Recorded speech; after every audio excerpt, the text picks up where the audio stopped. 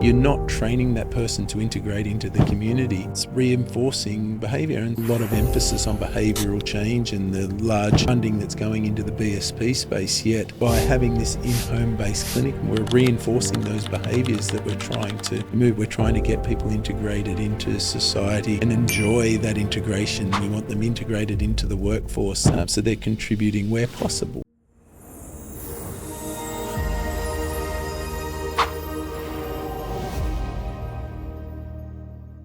Welcome to episode 3 of the Allied Health Warrior podcast series. Today, I am so excited to have Kieran Doyle sitting as my guest here on the podcast today. Kieran is an expert physiotherapist. He comes with almost 2 decades of experience in the field. He's the National Head of Clinical Development at Optimum Health Solutions in the physiotherapy department. He's an APA titled musculoskeletal physiotherapist and member of the Australian APA. You also hold 3 degrees, very impressive, as an exercise and sports science degree, Masters of Musculoskeletal Physiotherapy, graduate certificate in MUSC, and a Masters of Physiotherapy. I believe, as I know you well, I believe you're the perfect balance between academia and clinical practice. One more thing, you're also the Deputy Chair of the New South Wales branch of the Musculoskeletal Physiotherapy Association of APA. So just really impressive with your experience in both the private practice field and the hospital setting across Australia and UK. So welcome to the podcast, Kieran. Thanks for being on board. Thank you, Mark. A little bit more sort of casually around a few different topics today, so thanks for having me. Awesome. And obviously we'll touch more at the end of it, but you're also a new content creator for the Allied Health Warrior moving forward. So we're really, really excited to have you on board, Kieran. Start today's podcast with a conversation that we had off camera just before, where you're describing in its simplest form, what is our role as a practitioner? What is our main purpose, taking into account both our clinical and our ethical considerations? So explain to me, what do you think the role is of a practitioner? Well, I think it's a good question to ask, and I think it can be quite broad, but when you sort of come and try and define it down, I think one of the big components for us as a role as a practitioner comes into 2 components, and it's probably twofold. So it's more about setting a treatment plan, and really when we're trying to set a treatment plan, we really want to try and focus on what's the best way and pathway forward to getting a good outcome for our clients as well, and what's the most optimal outcome. And one of the things we can use that, some people will call it a recommended treatment plan, some people call it a road to recovery, some people call it a treatment pathway. But the whole idea of it is about sort of setting expectations for a client and outlining what's the best pathway forward for them. And we want to be part of this process along their rehabilitation journey for them. We want to give them the best possible opportunity for them to be able to achieve whatever their goals or whatever their expectations are of their therapeutic plan or intervention plan moving forward if they're an assessment-based therapist. So when we're looking at things, when we start to explain treatment plans to our clients, they don't always understand it as well, and they're not always going to adhere to that plan. And sometimes as a clinician, we have to be a bit more malleable to that and try and find where's that middle ground, or what's that gap? Is it an educational gap? Is there any barriers associated with that plan that we need to bring up and look at addressing? Because one of our biggest parts is that education and setting expectations and trying to see if we can find a real sort of great ground to be able to get the best treatment plan in order to get optimal outcomes, which means that plan is as client-centered as it possibly can be in order to get the best outcome for our client. Yeah, I couldn't agree with you more. I think that is in essence what I believe ethically is what's the ultimate, and we should be starting with that as our roadmap. What's the maximum we can achieve in this, and understand the barriers stopping people from getting there. But I think it's really important in having this conversation.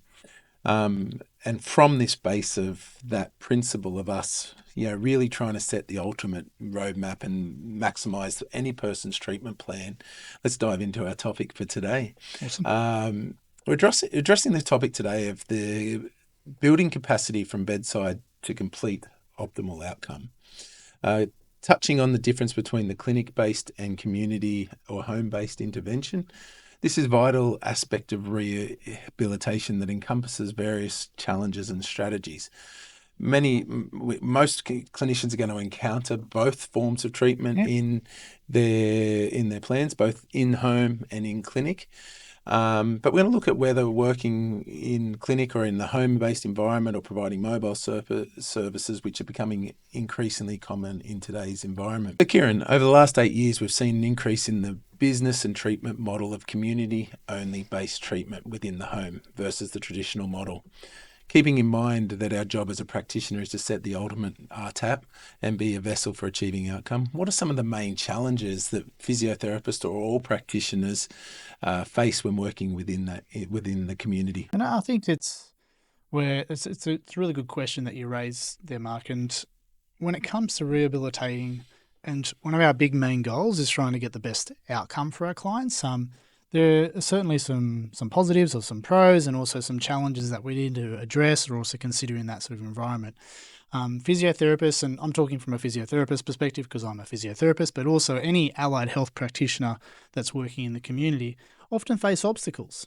And there's a number of different obstacles that I'll try and go through a few different components to this now. So these are things such as limited resources, varying motivational levels of our clients, and also we sometimes will have to, as I talked about, adapting before, but we sometimes may need to adapt the treatment plan to a client, which can be good in some ways, but sometimes will affect their outcomes. Yeah, maybe tailor it down to a certain level rather than the ultimate outcome. Yeah. And for instance, when we're looking at some of the barriers, and one of those is probably more like resource limitations. That's probably one of the biggest things. Like quite often therapists face challenges when they're in the community because they don't necessarily have access to some of the higher level components that they might have in a clinic-based environment. So, which might be sort of lack of load or gym equipment, right? Or if in a pediatric setting, you may not have sensory motor development room or access to assessments that you may need. Same for a speech therapist as well. They may not have all the technology and actually the resources that they have, or they have to actually travel and commute and bring them out with them, which actually affects their efficiency. This can affect on the quality and that scope of that care, which we'll go into a little bit more detail a bit later. But the coordination, other things that we need to consider is our coordination of care, which is really important. And when we're in a community setting, sometimes we might be solo. And usually that client tends to have other, I would say, practitioners that are working with them, whether it's a medical practitioner, another allied health practitioner, or what. And it's a lot more of a, I would say, not necessarily a challenge, but there's a lot more effort that goes involved to trying to be able to communicate with all those parties to be able to achieve optimal outcomes. When we're in home settings, not everyone loves being in the home, but I think my wife probably loves being at home. She's a bit more of a homebody if I think of it that way. Mine too. So cool. But one of those things is that sometimes patient motivation can get affected because there's other different distractions from what can actually come up from that home environment there. And we usually want them to be focused on what we're actually trying to achieve from a therapeutic intervention. And so sometimes the therapist may need to really try and find different ways and be a lot more creative, right, in ways of trying to keep their patients engaged or their clients engaged and committed to their treatment plan in order to get out. Next, I know I'm talking a little bit sort of going down a long list of things, and we'll get to sort of some things which I actually think are actually quite good in the community as well, but policy and funding are sometimes additional challenges. Sometimes community-based services don't always necessarily have the same equipment as big hospitals if we're talking about hospital settings or bigger clinics, but also in some aspects there can be additional travel costs associated with therapists going out there, which actually may affect the clients as well, clients' level of funding. From a therapist standpoint, right, other than sometimes having challenges with resources, we also have to think about sometimes safety concerns cannot be overlooked. Therapists that are working alone in the community, there's certain risk stratification that we need to go through in those sort of environments, and that can sometimes expose clinicians to potentially unsafe environments as well. Also, that lack of support and possibly not being in a clinic may lead them to have less access to other senior clinicians if they're early in their career or around, and lack mentoring opportunities, which could affect their work satisfaction, possibly leading to burnout, which we there have been sort of noted challenges in the physiotherapy community around sort of having earlier burnout for clinicians here because they're maybe not getting the satisfaction that they want out of their job role. So it's something important of. Now, luckily, and I probably want to say probably one of the more important things is that because they're maybe more solo, I'm not saying it's impossible, but it's much more challenging to get multidisciplinary input from a multidisciplinary team when you're out in a community-based setting. So, which may affect that comprehensive patient care model and possibly outcomes for our clients as well. Yeah, you've listed 6 or 7 challenges and barriers. I think for me, what I'm seeing in the industry is more and more people working. We're more silo than we've ever been because of this community-only model. Both you mentioned in that last point there as an MDT approach, because generally one person going out at any one time, but people just aren't even crossing paths with people of their own discipline, let alone other MDT, because you're literally zigzagging across the city. And I think that, to me, straight away sounds red flags or alarm bells straight away in the model. We can probably wind it back. The traditional model was, individual discipline practices, house on the corner. I do believe the MDT model is the actual the best model. But if in anything, that old discipline model of clinic on the corner, clinic, was still more interactive than, what this community home-based model is. It's really, really interesting for me to see we're more disconnected as practitioners than ever before. And then the second point I would probably want to reiterate is, that extra travel costs. I think, at least double the amount of sessions can be done within the clinic. If not, if you can get to a level where some group-based intervention within the clinic is, you can have 3 or 4 times as many sessions. Therefore, outcomes are going to be so much better during the clinic model, as well as all the other things that you mentioned is very well. So, love it. Yeah, but when you talk about like the cost component, we also have to think about balance as well, right? When we're looking about a balance in this conversation, because sometimes if you think about the cost, there's greater costs sometimes to participants if we're looking in different funding models such as the NDIS, because there's much more travel components. But also you think of like if we're looking at some other different revenue streams, such as if they were getting rehabilitated from like a total knee replacement. If they went to a rehab hospital for say the government or the industry, there's probably a much greater cost taking up a hospital bed. But also, so it may be more cost effective to do some rehab in the community in that perspective. But that's also going to have more cost associated for the therapist as well. They have to travel out and go there as well, but also possibly cost some because usually they're for the participant, because it may cost more for their therapy to be driven at home in that way. Other things that I would say that can be benefits is that, people like being in their home, right? And also their family. It tends to be more convenient, right, for their family. And these community-based rehab the family can find it kind of sometimes a little bit more easier in that supportive environment of their home as well, right? And they may feel like you might be able to provide a little bit more personalised care because you're actually doing it in their home in that area, and trying to tailor those interventions to what their living conditions are and their daily routines are. So, I think for me that although that might be a benefit in our balanced argument, I think too many family members, certainly in the NDIS space, but we're seeing it in the aged care space as well, like in that post-hospital orthopedic region. It's the family members that are dictating on their convenience, not what's often best for the patient. But I think it's really important to understand what the strengths are as well as what the challenges are to community-based treatment. Yeah, for sure. Yeah, definitely. And when we kind of lead into this, is that there's always going to be some pros and cons to it, and it's trying to weigh those components up as well. But when we start thinking about this community-based model, my question probably to you, Mark, why do you think this model has modified to more community-based in the past 6 to 8 years, right?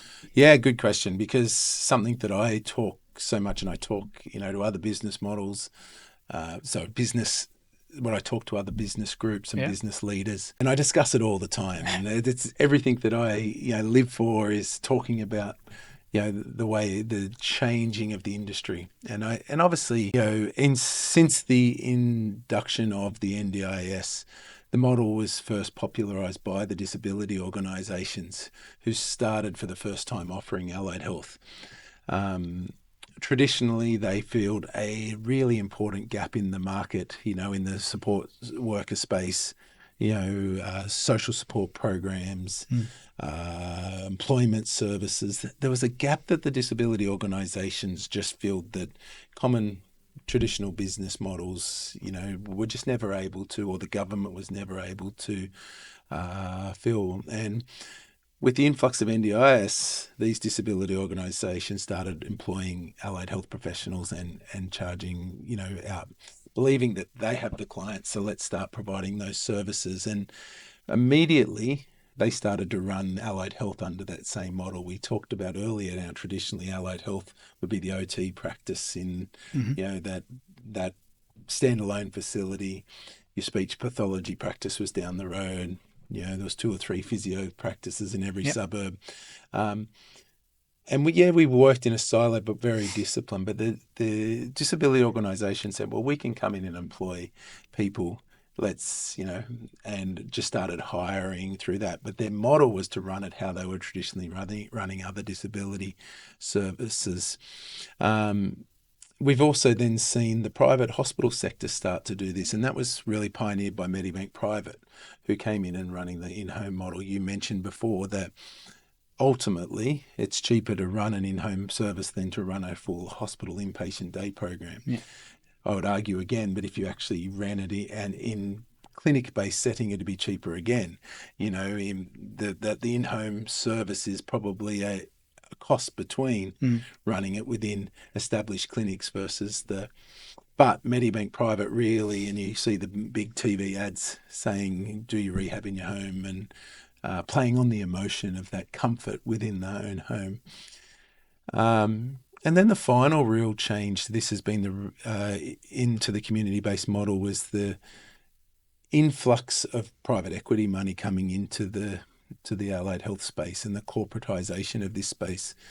I know from as a business owner, many approaches over the last 4 years about interested in buying my company, of which at this stage it's no, thank you, because most of these private equity are just looking at a financial model, see government contracts, see that ability to position themselves for profitable gain. And they've been able to do this as a copying of the disability organisation setting that in-home model, with such a large emphasis on the assessment space in the early stages of the NDIS. We were able to really apply the whole allied health treatment plan under that model. There's no doubt that the assessment space quite often needs to be done in the community, but we're seeing all the treatment modalities and the therapeutical intervention space be adopted under that same model. And PE, private equity, has been able to go, well, that's the model now. We can be, we can really try to, make, profit out of this model. And I think that now, with that being accepted from the disability, private equity, even the hospital, it's now more accepted at a practitioner level that it's okay to run this model, because in the end it's an easier barrier to enter the market as a business owner. People know that it's not necessarily the best patient care model, but it just seems easier to become a business owner because it's now accepted. 15 years ago, there was no chance, your peers would allow you to run a model that maybe isn't considered to be the best patient-centered care model, because, but they're able to do that now because it's expensive to build facilities.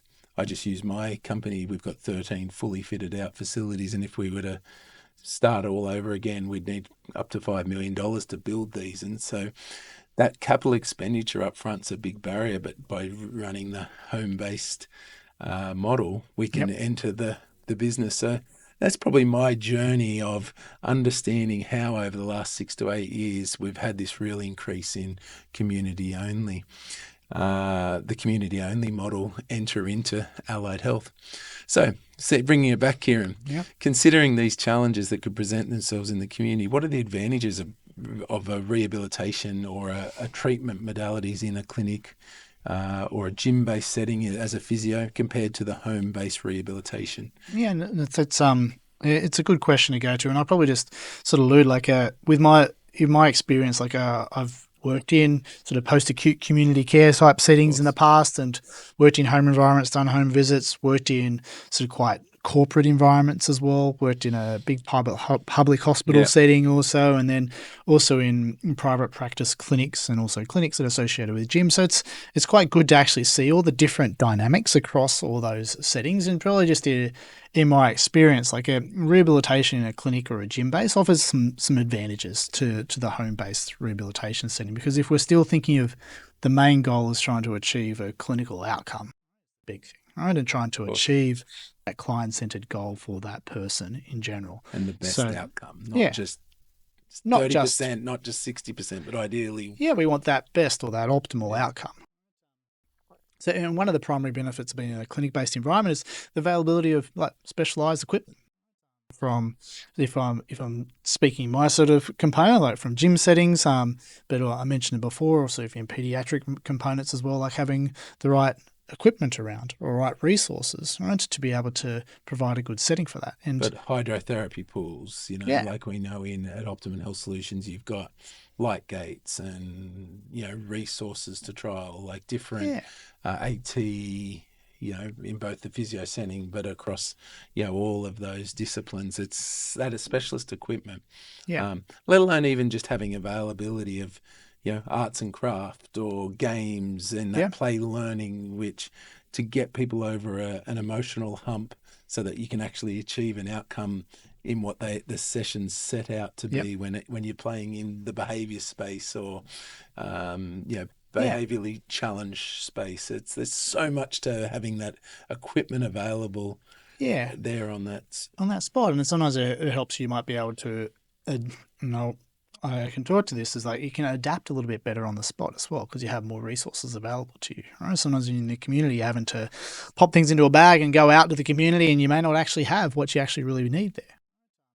And one of the big things, like I'll talk a bit more in a gym setting as well, is like when we can incorporate these like a greater amount of load, it means that we can actually create better rehabilitation programs for clients as well and be able to load them in an appropriate intensity, which helps us to achieve outcomes as well.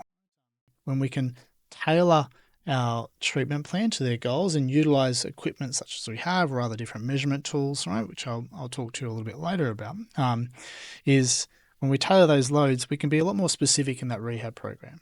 And when we're being more specific, we're more likely to achieve the outcome that we want to be. And we can facilitate the appropriate progression in that program as well, and progression and appropriate overload, reduce the likelihood of plateaus in their rehab plan, which means that we're more likely to foster a greater training effect. And also risk of adverse side effects if you have overloaded. Yeah. Like there's some things that when we're coming to measuring as well. We'll talk about that. I may maybe get to that a little bit later if it comes across with a question. But when we're getting that right exercise dosage and training effect, it really sort of just harnesses that best optimal results, minimizes the likelihood of injury or adverse effects associated with that rehab program as well. Because I think in my career, I've probably overdosed someone from rehab and they felt a bit sore afterwards, and that happens. Right? Inflammation has occurred. Definitely. But that also comes to educating a client about sort of the expected outcomes and what's expected sometimes after a training session, what's not expected as well. So that comes into your communication as well. But when we're looking at clinic settings as well, other than just thinking about sort of the resources and equipment that is there, like when we sort of have more supervised training, when we look at some of the research and evidence around that helps to harness greater outcomes as well when we create supervision for their training programs. And that helps with improving their function, their pain, when we can provide more guidance and motivation an immediate feedback to a client, it means they're more likely to actually be able to achieve those goals and do an appropriate program to a better extent. In some cases, like if you're just leaving it to home environments, yeah, there's some pros of being able to build like self-efficacy and independence in a client as well. But quite often, a lot of time, my experience is that sometimes you might have sent someone home to do something, or you've done something at home in the community, and you have to really sort of try and change and modify things a lot more. But and then you go, okay, cool, we're going to do this at this time, and you set up a plan for them to do it at home. And quite often they retain like a small percentage of that, okay, from a memory perspective, right? And they're quite often, when I come back to ask them about what they've actually achieved, right, or how did they go with the rehab program, usually it's probably there's been a bit of Chinese whispers that's gone on, all right, and it probably hasn't sort of met the mark that we wanted to go to. So having some supervised training really helps us to be able to harness the power of getting the right intensity, the right volume and load for them as well. I think there's so much about being in the clinic of having some sort of mentorship, senior to junior, but even just peer to peer. Yeah, we just talked about before how, as practitioners, we're so more silo than ever in that community-based setting, but just having that ability just to walk out and go, hey, I had this patient, this is what I did, this is what I saw. What do you think? Or observing your colleagues, prescribing exercise. And, I remember just the other day walking out and seeing someone not really understanding what he was doing. I walked over to, he was an exercise physiologist, but it was certainly in a rehab setting. I said, once the client was away, I just said to him, I saw you doing, I didn't quite understand what you're doing, explain to me. And as he explained, I was like, oh, okay, I get it. It was so clear. It was just interesting to see just by witnessing, and I was able to walk over and ask one of my staff what their theory was behind that exercise. And that comes from observing, and that community-only home base, you just don't get that at all. Yeah, and I think when you talked about silos, you talked about from like a therapist standpoint, but you also got to think about like from the client as well. Like sometimes, like if they're just doing it at home, sometimes that can be more challenging from a motivational perspective. And what we find is that even in clinic environments, or if we're doing group-based type sessions or group-based type exercises, that provides that, I would say, forum or format of community for them, which they might be working on similar problems, or similar challenges, or working even towards similar goals to other people in their same group, right? And what we've found is that, like, and a lot of research has shown that group-based type training helps with adherence, right? And with adherence helps with consistency, right? And with consistency helps with outcomes when it comes to any rehabilitation program. Yeah, I can't agree with you more. I mean, to me, it's like a flywheel. It just as the benefits come, people adhere more and get better outcomes, and therefore, whether it be load, whether it be the environment, whether it be access to resources, whether it the knowledge, it just ends up being, each little thing builds on it, of why it's. Why I see the benefit of the clinic-based model. I do want to probably, put this into parenthesis. There's always exceptions. I think in our thing that most of our staff have about a 15% in-home based caseload, about 85% is in the clinic. So there's always people that have behavioural considerations or environmental considerations or transport considerations that is. But I know what I'm saying here is that I'm seeing that within our environment, we understand the benefit of, the benefits of what an in-clinic based treatment plan is. So we're talking very much in the rehab space, which we both, spend our time in, but it's the same in a therapeutical intervention space as well. But I do want to knuckle down to one of your points where, around dosage and load. How important is appropriate dosage and stimulus according to the evidence in rehab? Like when we're thinking about like evidence-based practice, appropriate dosage stimulus is really important. Right? Quite often, I would say in the majority of settings, and sometimes it can be, and I think we're getting better as a profession overall. I think we underdose quite often, right? And not dose to the appropriate level of intensity to get a therapeutic change. So when we're looking at evidence-based practice, we really want to try and determine the right intensity, the right frequency, the type of exercise for a person, which is going to be most effective for them, and also most appropriate that they're going to be able to do it as well. All right. So you're trying to find that right level for them at the right time. And I think that's a real clinical skill from a reasoning perspective is trying to get the right exercise at the right time for that right person, right, is a really important thing, right? And So give me an example of how you're able to set that in, the different environments, or what the challenges are in a certain environment. How do you set those, that right dosage? So when we're setting that right dosage, there's a number of different ways you can look at setting right dosage, and quite often you can look at setting dosage through doing measurement to start with. So you want to actually measure initially, and some of it in the clinics that I work at, we have some other different tools which is a lot more pointed from a measurement perspective by using four pressure force plates and also dynamometers through like our Axis system as well. So which can give you actually quite defined specific Starting points, but data. also to help progress, all right, and track progress as Yeah. well, all right, which can help with people getting good feedback, right? And also that they can see that they're improving, or whether they're maybe hit a plateau and we need to change something from a program, right? But other simple ways when we're looking at defining, you can look at percentage of repetition maximums as well, or even look at some patient-reported components around sort of intensity, which is things such as like your RPE, your Borg RPE scale, right? Or I tend to also like to use what we call like your repetitions in reserve, right? And reps in reserve, or how many you got in the tank, right, is usually like a perceived component from a client going, okay, I feel like I can only do one or two more before I wouldn't be able to do any more, right? And quite often I tend to like to use this in a setting because when it's actually quite malleable, right? And we know through some certain research, if someone's had a poor day from sleep or anything like that at all, they might have stress. Sometimes their force production and force profile actually goes down. Okay? So, and if we're just using something such as like a percentage RM, or being really recipe-based in a prescription without sort of checking in and seeing how a client's actually perceiving their effort, right, is that we can sometimes overdose them, right? Especially if they are going through a level where they're actually highly fatigued as well. So when we're looking at the things that I tend to like to use, right, to monitor exercise levels, yes, we can use our percentage of RMs, we can use our RPEs where we want to think about, them working hard or somewhatly very hard. There's a very, I would say, like simplified version of that is using things such as the talk test, right, as well, right? So if someone's working at moderate intensity, they should be able to hold a sentence, but if we're getting up to somewhat hard, they might only be able to speak one or two words, and if they're really high, they won't be able to really speak at all, right? So, and when we're looking at these things, they also will, I would say, like when they look at the research, they tend to have done sort of studies to show that these sort of tests correlate to a certain percentage of how hard they're working as well, right? And that's happened the same in reps and reserve.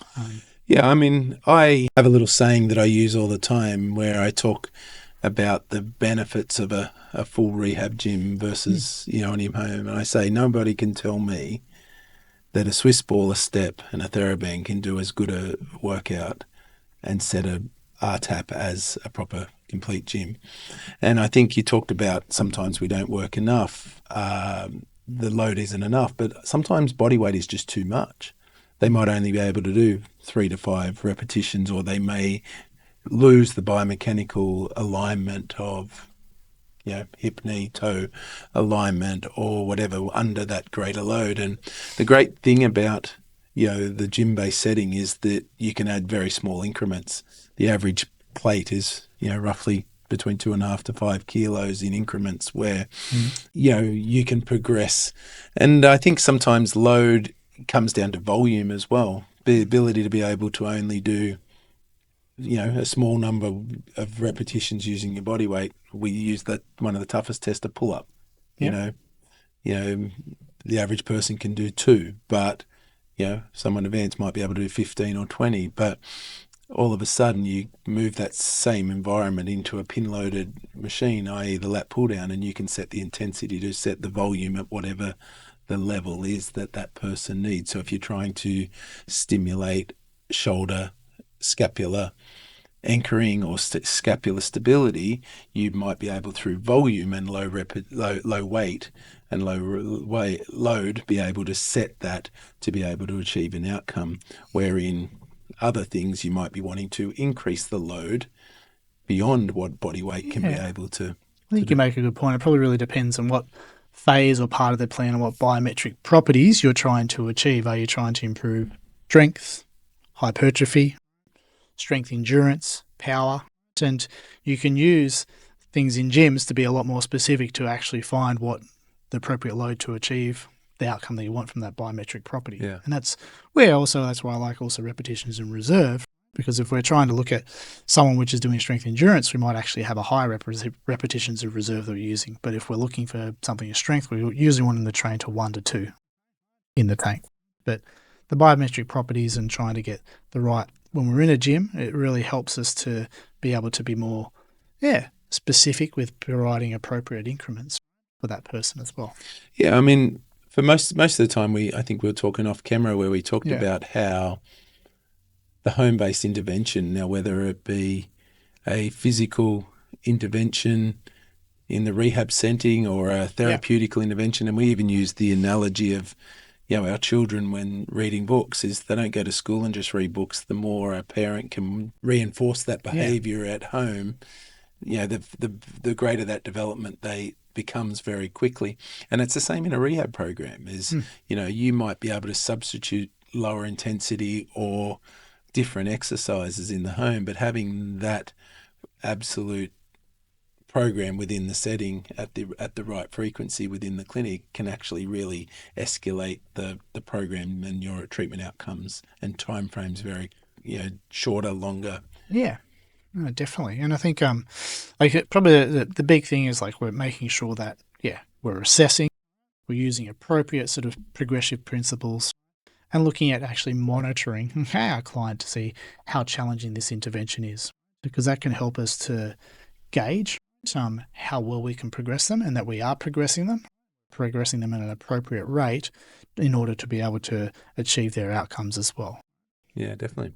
Kieran, do you think that the physiotherapists and other allied health professionals, I mean, you work in a very MDD team, so you have got experience, witnessing, but in particular in the physiotherapy space, do you think they've got a strong enough clinical skill set to optimally prescribe exercise when they first graduate out of the industry, when they first walk into a role?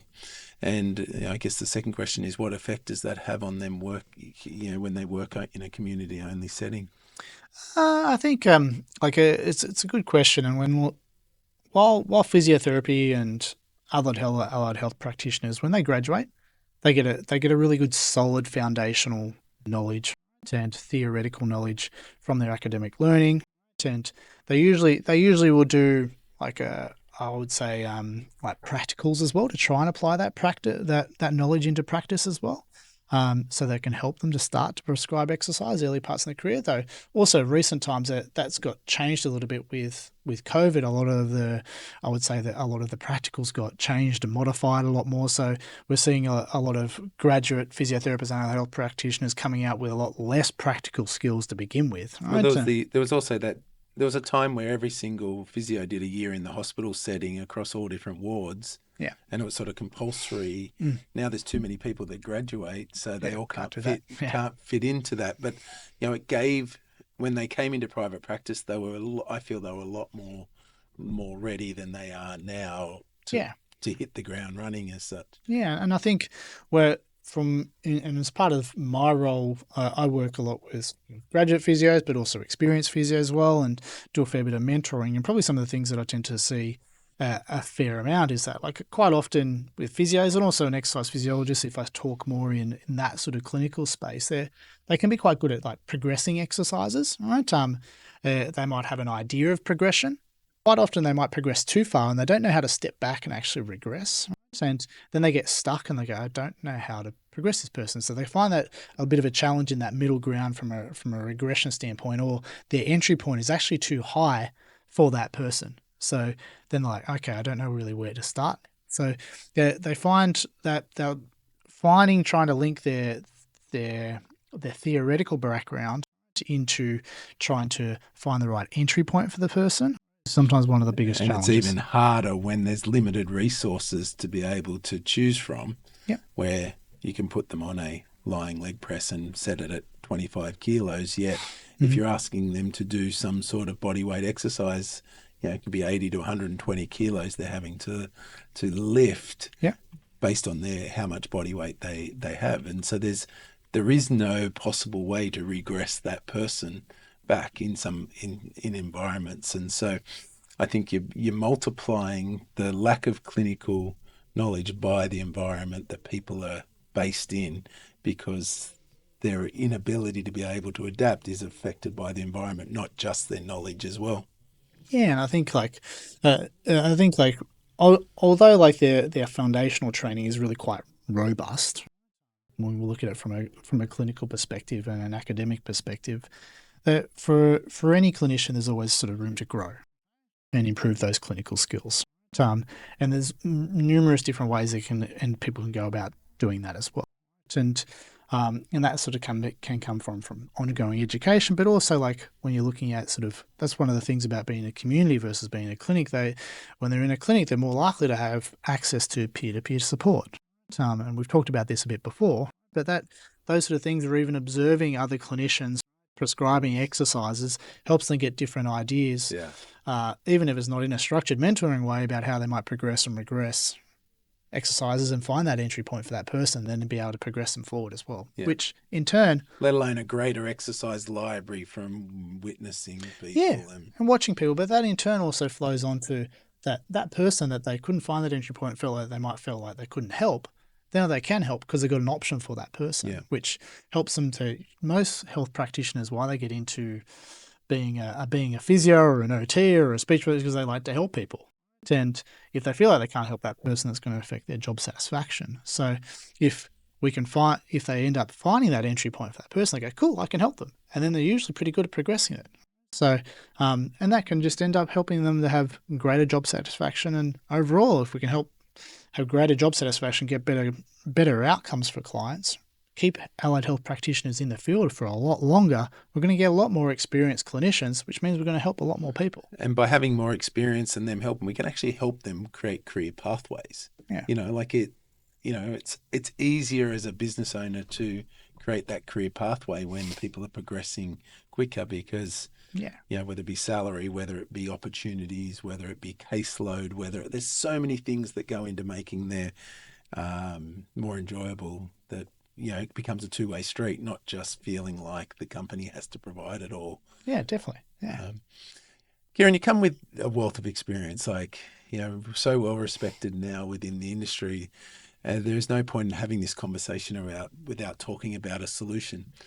So what are some of the strategies to overcome these challenges around building their skill set? Okay, in our talk so far, I think we've talked a little bit about some of these points anyway. So I'll sort of try and go through them to try and be a little bit more specific. So when we're looking at resource management, so utilizing their available resources that they currently have efficiently, but then also seeking out if there's any other resources that they can actually utilize to provide the best care for their clients as well. Or finding additional support to be able to harness those resources to be able to get a better outcome for a client. Patient motivation, so to be able to develop, and we talked about it right at the start, developing personalized and engaging treatment plans that align with what the client's goals are. And regularly checking in to see if we're moving and tracking along that pathway to get to there, because that helps motivation for not just for the client, but also for the therapist, that they know they're actually doing a good job and they're working forward. So that reassessment and it being able to helps with the patient have motivation, but it also really helps with the clinician's motivation and actually helping that person as well. And sometimes one of the things is that we might need to be able to adapt treatment plans. And as you said about like that 15% of clients that may need to also be at home, we might need to be able to adapt that treatment plan. It might be just something we have to accept. It might not be optimal, but we're still moving them in the right direction. Sometimes the home program can be a stepping stone to getting them back into the clinic too, once they're more comfortable and the relationship's been built and they've solved their transport needs, which might have been a problem for the short term. But it can be a stepping stone to get them to their next level of treatment, which can eventually take them to the outcome you think they're possible achieving. And definitely, I think it is a stepping stone, and it can help them get to that clinic as well. But we know that there is capacity to adapt treatment plans anyhow. Like I remember back in COVID environments where we're having to do a lot of telehealth stuff, I was getting people picking up pot plants and lots of different cool things at home. And it's amazing what you can do. It's not as ideal as we've talked about, but you can still do things. So it's still good to look at the positives of what you possibly can do. when it comes to adapting a treatment plan in the environment. I really still think that they may trying to collaborate with your other allied health practitioners, and then also managing those expectations of the clients. And if you're at home, it might be that the timeframes that you talk about might be a little bit longer, so you're managing those expectations. Or you're starting to plan with them about when they might be able to be exposed to a clinic-based environment. And the other things to really sort of think about, I touched on before, is like professional development and getting clinicians to really sort of think about having a plan to engage in their ongoing professional development and training, so they get up to date with the latest evidence-based knowledge, but also help to update their skill gaps, where they feel like where they're sort of maybe not necessarily lacking, but where they can probably improve, but also champion their passion areas as well, which is professional development's about harnessing some of the experts that we have in the field to be able to provide good evidence-based knowledge to upskill all the clinicians that we actually have in the allied health field, so that we can still get the best client-centered care for them as well. Mark, as a business owner, what challenges are you seeing in the industry with the shift towards mobile, community-based therapy? And how do you see this? We've been talking about outcomes for the majority of this podcast. How do you see this affecting clinical outcomes or optimal clinical outcomes? I think you look at it from the patient perspective, but also the practitioner perspective. I think, as a business owner, I'm seeing young practitioners are less resilient and unable to build and manage a full caseload. I had an interview just this last week and talked about, with the person, there was an interview for a job within our company, and talked about how they did 24 appointments one day working in a medical center environment, and how young staff, that's just not even comprehensible to that. So their productivity and work ethic is at an all-time low. He's since gone into a community-based role, and he does somewhere between 4 and 7 sessions. So there's a much more healthier balance of what is in between. The result of this in-home-based model is that we're spreading our resources across less patients and not seeing as many patients. Therefore, we're not getting as outcomes for as many patients as less people are actually being given treatment. I really feel that we're also gone even more silo in our treatment plans. Yep. Okay. When you are the only practitioner going out, because that is what is seen as or felt as needed at first, it ends up being that all that funding gets used just for one modality, where yep. Within a clinic, you've got that ability to bring that MDT team together, and like, we've got $8,000 worth of funding. What is the best possible way? The funding is going to get used, whether you use it all with one practitioner or whether you divide it across 3 or 4 practitioners within the same organization. But it's about what is best for that patient. And so I'm seeing even more, this community only is just bringing and creating more silo in our treatment plans, which is really frustrating. And it's something that in my company we're really trying to eliminate. How do we, they want this first, but what is the best over their whole plan? And as a result of the home, funding doesn't go as far. We talked about this. We can get more sessions. We can get greater treatment. We can get 2 different services if they actually come into the clinic with travel costs, both in time and in the kilometres being charged. And so there's just so many better outcomes, which I believe multiplies, certainly in young, especially in those developmental years. So when we're talking about young, younger yep. generation, in terms of school age, those development years, multiply as you go down. I believe you can catch up, but yep. at the same time, it makes it more difficult. This the in-home-based model, I think sometimes is reinforcing the behaviours that the whole program is trying to change, yeah. Especially around community access. And when you've got all your treatment coming to the home, you're not training that person to integrate into the community. I think it's reinforcing behaviour, and so we know there's a lot of emphasis on behavioural change and the large funding that's going into the BSP space. Yet, by having this in-home based clinic, we're reinforcing those behaviours that we're trying to move. We're trying to get people integrated into society and enjoy that integration. We want them integrated into the workforce, so they're contributing where possible. This behaviour that we're creating through an in-clinic, an in-home based model is reinforcing those things that we're trying to change. This is also the same in the elderly clients as well, post-surgery. Like, there's large evidence to show that integration into the community, getting back to their social activities, creates the quality of life. And when you're doing in-home treatment, we're giving permission for them to be more stay at home in their thing. So it's reinforcing those behaviours. And I think,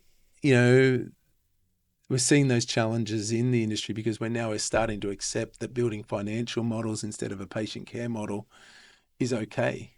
And when did the patient care model become not the centre of the treatment model? And that's really frustrating for me as a career allied health professional. We've both been in the industry now for 20 plus years, and when we start accepting second best or third best option, I think it's a slippery slope, and I don't think it's acceptable at all. And I think we need to be leading with what is the best patient-centered care model. I do want to always come back to that there is always exceptions where people need to be done within the home. But when that is our straight model that we're building on, I think that's where the challenges are that we're seeing in the industry, and it's affecting practitioners. Overall, as we're moving forward. Hey, Kieran, this has been an amazing talk. Maybe you want to give a summary of today's podcast, and what's your takeaways from this? Yeah, I know we've been talking for a little bit now, but probably my simple summary, like if I go from the top, is like really think about sort of planning. Treatment planning is really important. Educating our clients about their plan, the benefits of the plan, and working through any barriers, right? And setting expectations about how we can actually achieve that best outcome for them and that client-centered component about their plan and what they want to get out of it. Try and think about finding and or create an environment to achieve the desired intensity or frequency for your intervention that you're trying to prescribe is really important, right?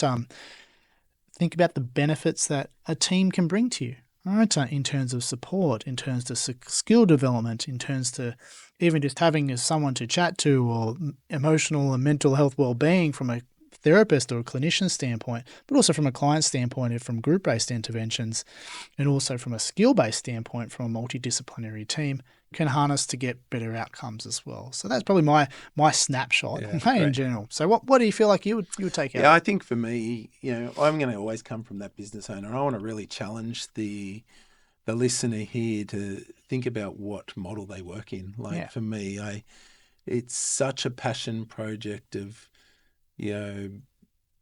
creating the best patient-centered care model. And my vision for my company is to show that we can be a profitable business by keeping the patient-centered care model as the forefront. And so it starts, I think, with the practitioners understanding, what they're moving into and why those models exist.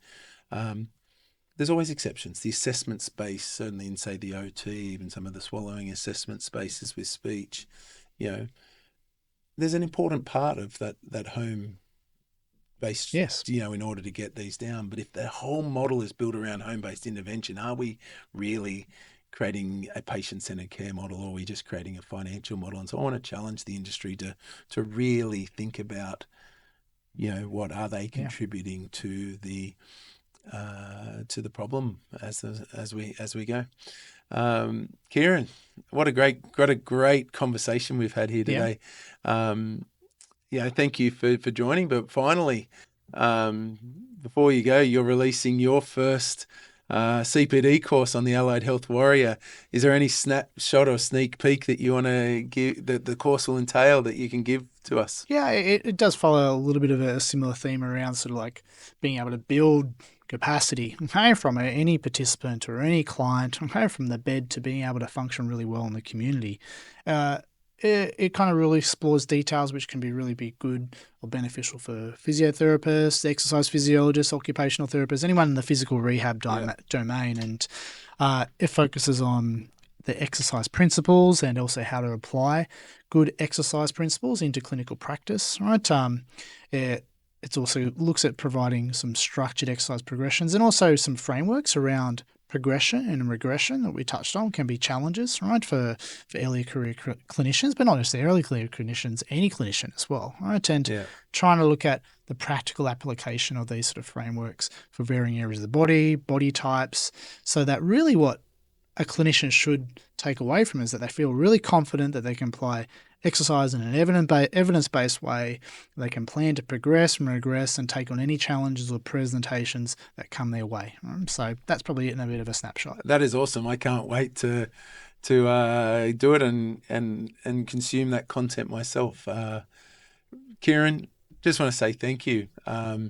Allied Health Warrior, we're going full steam ahead here, and it's so great to have you on board as a content creator. And thank you for being part of the show today. So thank you very much. No, awesome. Thank you very much for having me, and looking forward to possibly doing one of these again in the future. Well, we'll be having you on board very shortly, let me tell you. So Thank you very much. Good, awesome. Thanks.